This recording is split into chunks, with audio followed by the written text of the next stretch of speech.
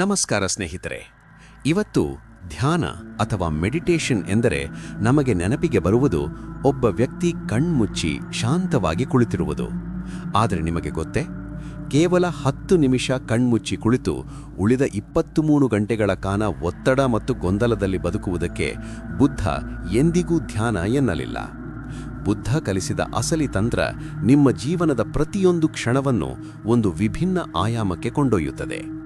ಇದು ನಿಮ್ಮನ್ನು ಕೆಲಸದ ನಡುವೆಯೇ ಜಾಗೃತಗೊಳಿಸುತ್ತದೆ. ಆ ರಹಸ್ಯ ತಂತ್ರದ ಹೆಸರು ಸತಿ ಅಥವಾ ಮೈಂಡ್ಫುಲ್ನೆಸ್.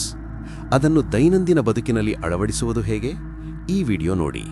ಬುದ್ಧ ಒಮ್ಮೆ ಹೇಳಿದ್ರು, ನೀವು ನಡೆಯುವಾಗ ಕೇವಲ ನಡೆಯಿರಿ, ನೀವು ಉಣ್ಣುವಾಗ ಕೇವಲ ಉಣ್ಣಿರಿ.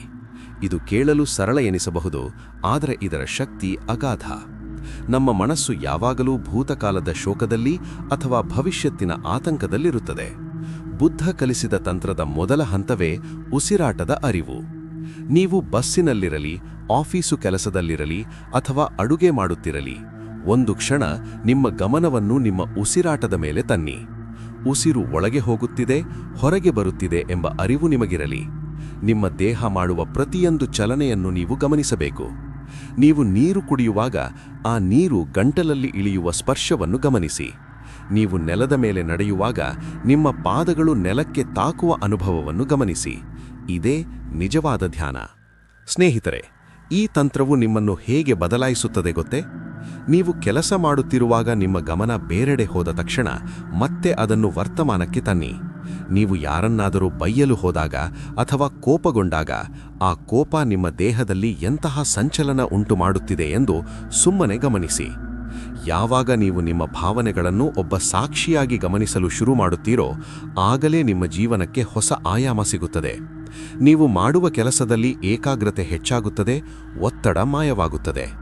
ಜ್ಞಾನೋದಯ ಎಂದರೆ ಯಾವುದೋ ಬೆಳಕು ಕಾಣುವುದಲ್ಲ, ಪ್ರತಿಯೊಂದು ಕ್ಷಣವನ್ನು ಪೂರ್ಣ ಅರಿವಿನಿಂದ ಬದುಕುವುದು. ಇದೇ ಬುದ್ಧ ಕಲಿಸಿದ ಮಧ್ಯಮ ಮಾರ್ಗ. ಈ ಕಟು ಸತ್ಯವನ್ನು ಅರಗಿಸಿಕೊಳ್ಳಿ. ಧ್ಯಾನವು ಜೀವನದಿಂದ ಓಡಿಹೋಗುವುದಲ್ಲ, ಜೀವನದ ಸತ್ಯವನ್ನು ಎದುರಿಸುವುದು. ಇಂದಿನಿಂದಲೇ ನೀವು ಮಾಡುವ ಸಣ್ಣ ಕೆಲಸದಲ್ಲೂ ಪೂರ್ಣವಾಗಿ ತೊಡಗಿಸಿಕೊಳ್ಳಿ. ಬುದ್ಧನ ಈ ಲಿವಿಂಗ್ ಮೆಡಿಟೇಷನ್ ತಂತ್ರದ ಬಗ್ಗೆ ನಿಮ್ಮ ಅನಿಸಿಕೆ ಏನು? ನೀವು ದಿನದಲ್ಲಿ ಎಷ್ಟು ನಿಮಿಷ ನಿಮ್ಮ ಉಸಿರಾಟವನ್ನು ಗಮನಿಸುತ್ತೀರಿ? ಕಮೆಂಟ್ ಮಾಡಿ ತಿಳಿಸಿ.